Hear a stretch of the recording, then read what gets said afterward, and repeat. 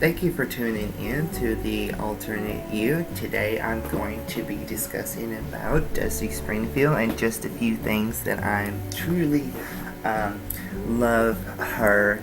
Um, I just truly love her. She's just so remarkable in many different ways.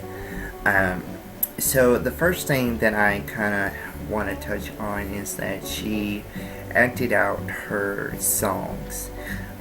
Each word and each rhythm that went uh, in that song had its own expression, whether it was movement with her arms, her face, her eyes, her body.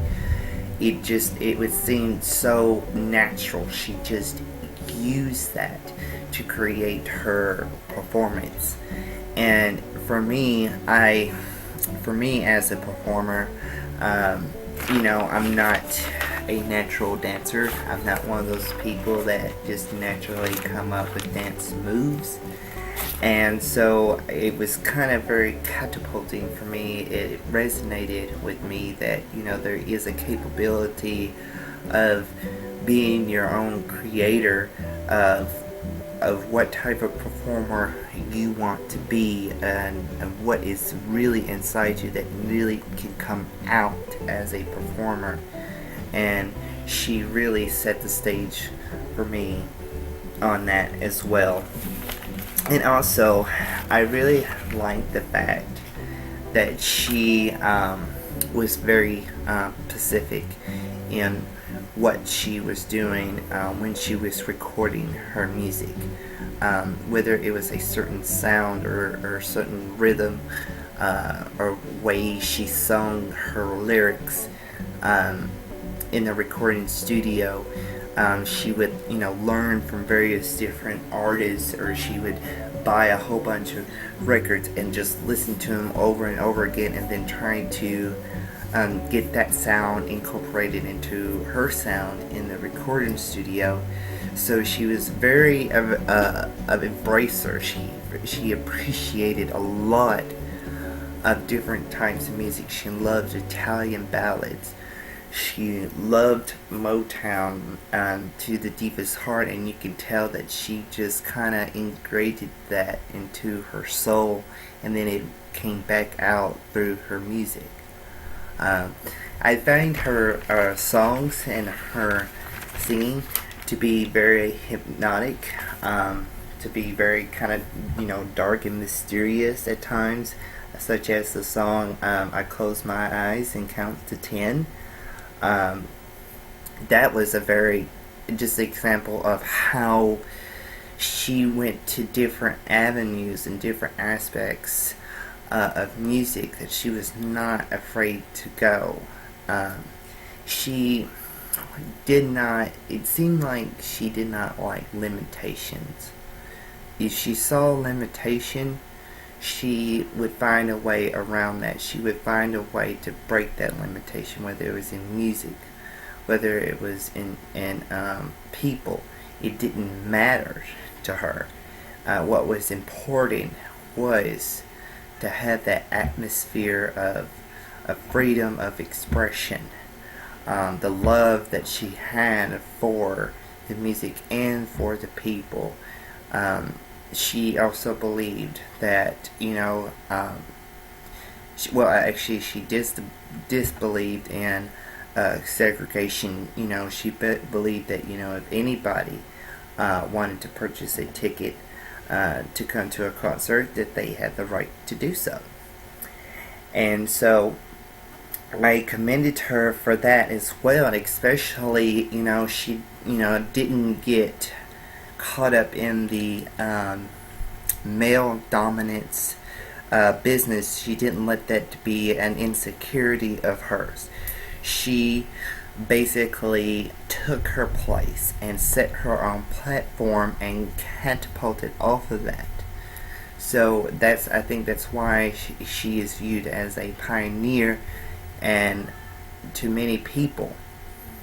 And so I find her just to be this very fearless person. And so as I was studying her, I found out that she was a very shy person. And I was like, what? How can that be? This is Dusty Springfield. She is beyond shy. And so as I dig deeper into researching her, I found that when she had, when the Springfields had broken up, that she had to figure out to create this persona. It was important for her that she had to create this persona that she could step into, to where she wasn't insecure, to where she wasn't afraid, that there was no fear in getting on stage, even though, according to various people who have worked with her in interviews and documentaries that I have watched, that it was a bit of a nightmare for her just to get on stage, that this persona that she created helped her to be the confident woman that she just was. And that just made perfect sense for me as a person to live in a day-to-day life, is to create somebody that is opposite of your fears, of your difficulties, of your setbacks.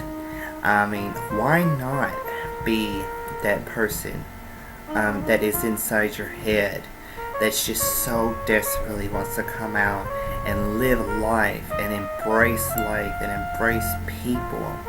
I mean, that to me was just so groundbreaking for me. I appreciate Dusty Springfield for kind of, not directly, sending out that message, but she did. Even though she was doing it for herself, so she can be confident as a performer and as an artist and as a human being. She did that for many of us who are so insecure about stepping out to the public's eye or living to day-to-day life. It's a way that we can be free from ourselves, because we can be our own worst enemy. And her songs can touch almost every situation and aspect of your life. I don't care what it is or what type of situation you're in or what time period the song was or what time it was recorded. It still fits. It's still appropriate. And that's how she is so timeless, and that she is so universal, is because there's just some things that just don't change with people and what we go through. The situations may change, but the concept, the emotions, the feelings behind it that comes along with those situations don't change. And she was just very groundbreaking in that as well. So I believe she was just a unifier in so many ways.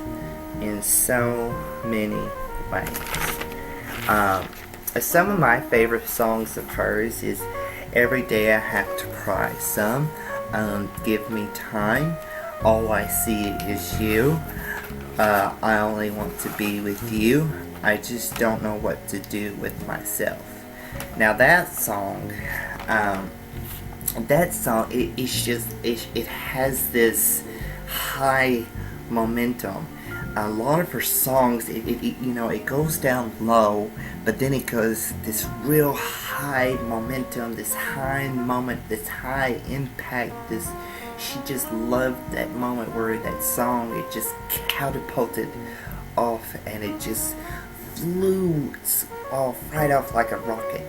And I just loved that, how it just elevated back and forth. Her music was very theatrical. It held a lot of the arts from theater than more people realize, because she was theatrical herself. I wished, somebody could have encouraged her to at least try some acting, because she acted her songs so well that it was so very hypnotic, and you was just hypnotized by what she was singing, and the atmosphere on the stage. It just drew you in. So I just feel like that I wish I could have seen her act. It's another lesson. It's just like another unexplored territory. How many times have we go through our lives and there's just this one avenue that we never did explore? We never stepped out to see the possibilities of the outcome of what it could have been.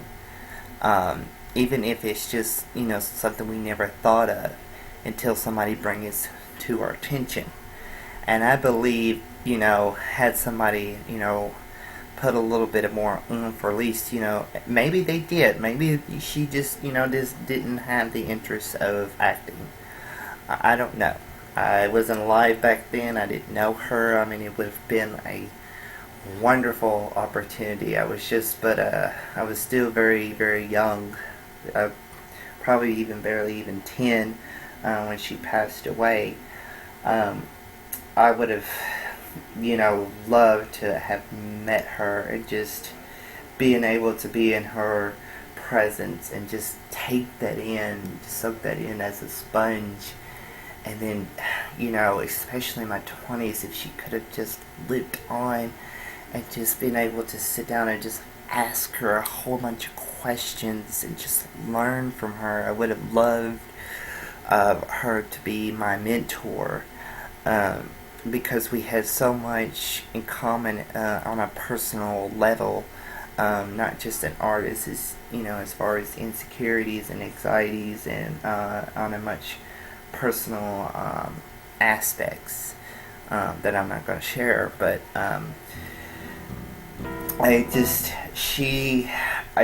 it's kind of weird. It's almost like you're looking into a mirror. It's not you, but it almost looks like you. It seems like you. It feels like you. And that's what Dusty Springfield is to me. She still is a mentor to me, even though I did never meet her personally. She will always be a mentor to me, and I will continue to study her music, study her art, study her life, study her interviews, study her documentaries.